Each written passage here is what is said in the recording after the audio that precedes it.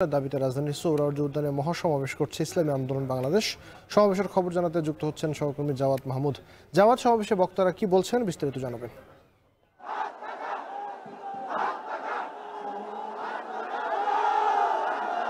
আবির, আনুষ্ঠানিকভাবে ঠিক দুপুর 2টার সময় এই সমাবেশটি অর্থাৎ ইসলামী আন্দোলন বাংলাদেশের যে মহাসমাবেশ সেটি শুরু হয়েছে।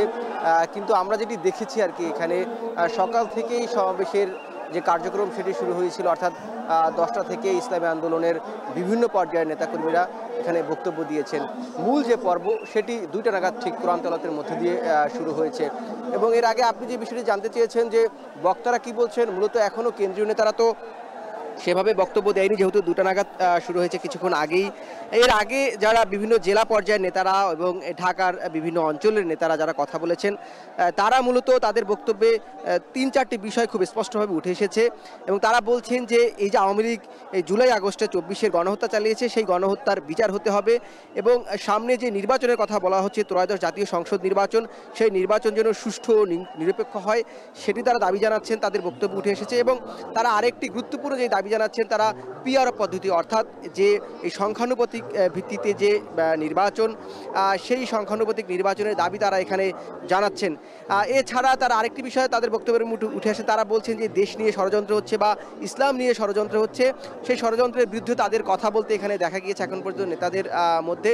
এবং এখানে আজকের এই বক্তব্যে যিনি মূল বক্তব্য দিবেন, মুফতি সৈয়দ মোহাম্মদ রেজাউল করিম, এই ইসলামী আন্দোলন বাংলাদেশের যিনি আমির, এখানে ছাড়াও এই অন্যান্য দলগুলোকেও এই আহ্বান জানানো হয়েছে, অর্থাৎ যারা এই যে পিআর পদ্ধতির পক্ষে নির্বাচন অবস্থান নিয়েছেন, এমন প্রত্যেকটি দলকেই কিন্তু আজকের তাদের এই যে এই সমাবেশ, সেই সমাবেশে আমন্ত্রণ জানানো হয়েছে।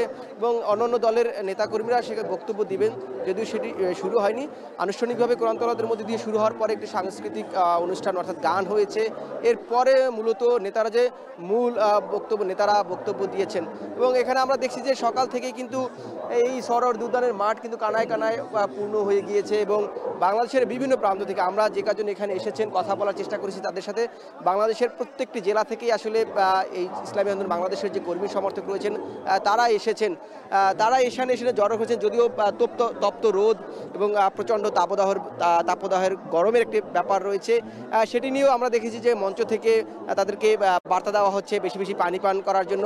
অর্থাৎ মূল যে বক্তব্য এবং মূল আনুষ্ঠানিকতা সেটি শুরু হয়ে গিয়েছে। এবং আমরা বিকাল নাগাদ হয়তো বা মূল নেতাদের বক্তব্য শুনতে পারবো। তারা যে দাবিটি তুলবেন এখন পর্যন্ত জানা যাচ্ছে, এবং তারা বলছেন যে পিআর পদ্ধতি তারা সংখ্যানুপাতিক নির্বাচনের দাবি তারা জানাচ্ছেন। আওয়ামী লীগ যে গণহত্যা চালিয়েছে জুলাই আগস্টে, সেটির বিচার তারা চাচ্ছেন, নির্বাচন সুষ্ঠু হবে সেই দাবি তারা জানাচ্ছেন। এই ছিল এখন পর্যন্ত সমাবেশ থেকে আমার কাছে সবশেষ। ইসলামী আন্দোলন বাংলাদেশের মহাসমাবেশের খবর জানছিলাম।